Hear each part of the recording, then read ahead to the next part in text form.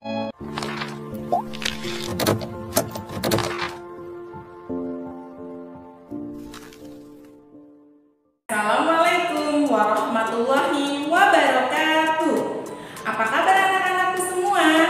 Alhamdulillah, luar biasa. Allahu Akbar. Yes. Oke. Alhamdulillah, pertemuan kita kali ini Ibu akan membahas materi IPA ya Nak. Sebelum kita memulai pembelajaran, kita bersama-sama membaca basmalah. Bismillahirrahmanirrahim.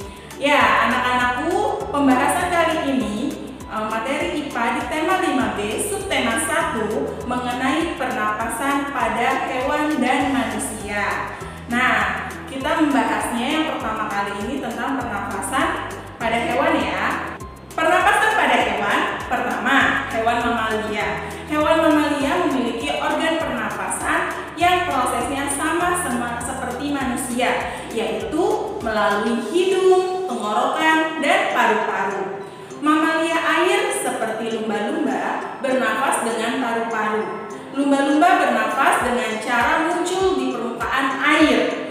Udara masuk melalui lubang berkatup di atas kepalanya. Ketika mengambil oksigen di permukaan air laut, lubang tersebut akan terbuka. Seperti yang digambar sini ya Nak. Coba kalian perhatikan. Selanjutnya, contoh berikutnya ialah burung. Burung bernafas menggunakan paru-paru dan pundi-pundi udara atau kantong udara. Pada saat tidak terbang, burung hanya bernafas menggunakan paru-paru saja. Saat tidak terbang, burung juga menghirup udara sebanyak-banyaknya untuk disimpan di dalam pundi-pundi udara atau kantong udara.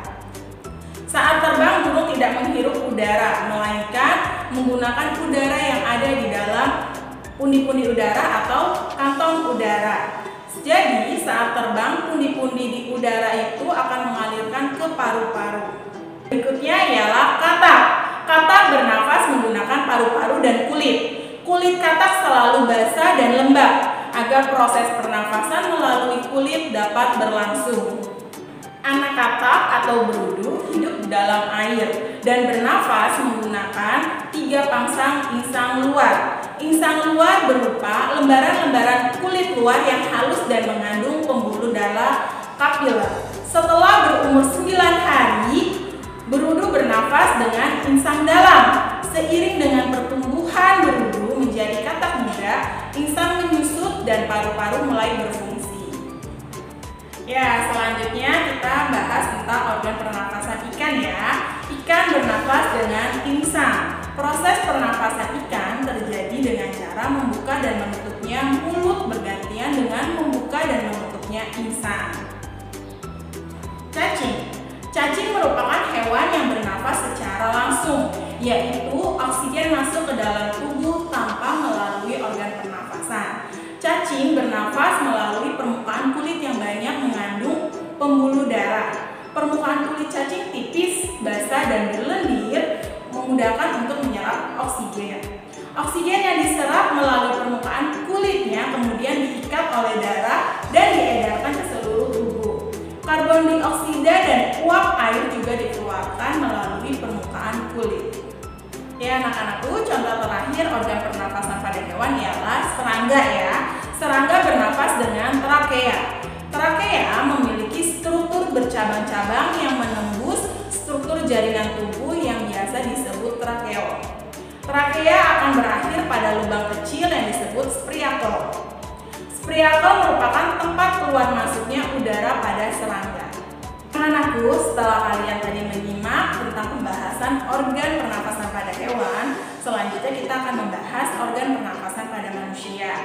Bernafas merupakan kegiatan tubuh yang tidak kita sadari. Ketika bernafas, kita menghirup udara atau oksigen dari lingkungan dan kemudian menghembuskan karbon dioksida ke lingkungan. Pernafasan manusia dilakukan oleh organ pernafasan yang terdiri dari hidung, tenggorokan, dan paru-paru.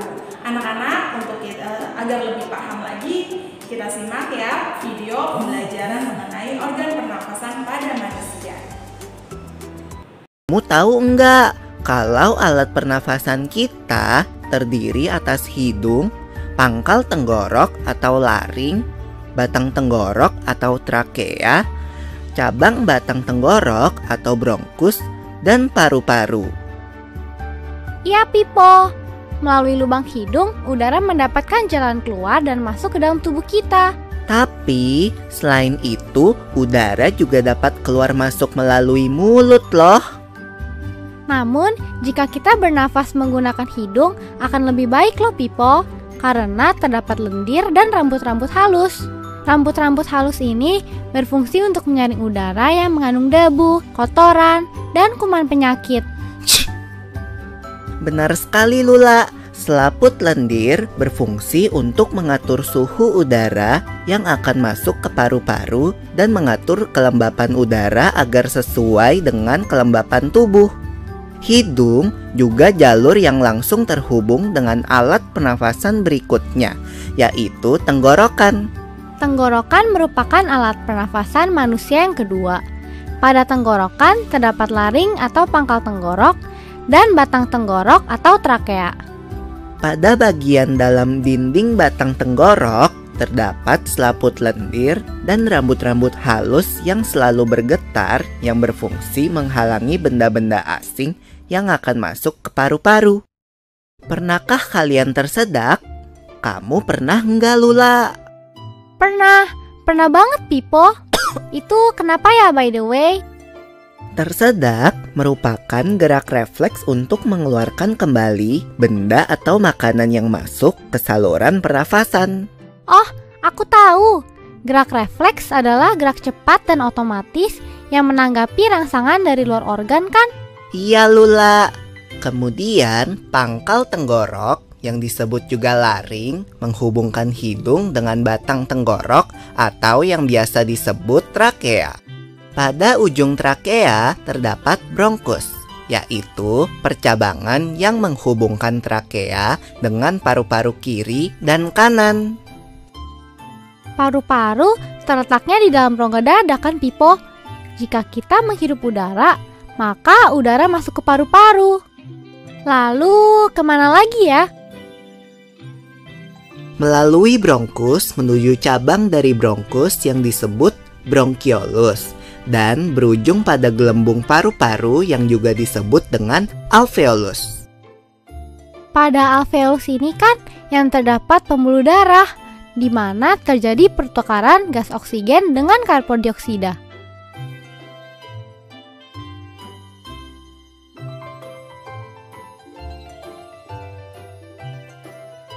Well, Pipo, tahu gak kalau sistem pernafasan kita terdiri dari dua, kan?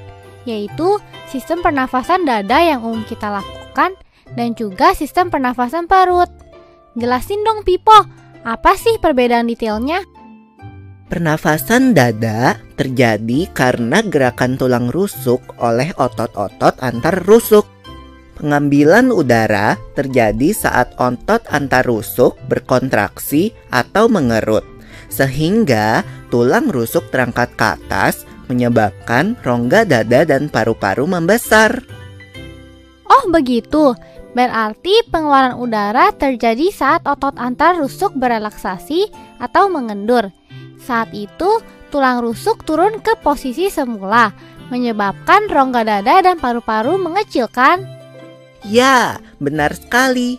Lalu menurut kamu, bagaimana dengan pernafasan perut kita, Lula?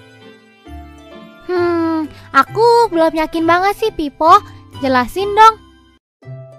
Pernafasan perut terjadi karena gerakan otot diafragma, yaitu sekat yang membatasi antara rongga dada dan rongga perut. Pengambilan udara terjadi saat otot diafragma berkontraksi. Posisi diafragma mendatar menyebabkan rongga dada dan paru-paru membesar. Berarti pengeluaran udara terjadi saat otot diafragma berelaksasi. Posisi diafragma melengkung ke atas, lalu menyebabkan rongga dada dan paru-paru mengecil. Dari pembelajaran tadi dapat kita simpulkan bahwa bernafas ialah proses menghirup oksigen dari lingkungan dan menghembuskan karbon dioksida ke lingkungan.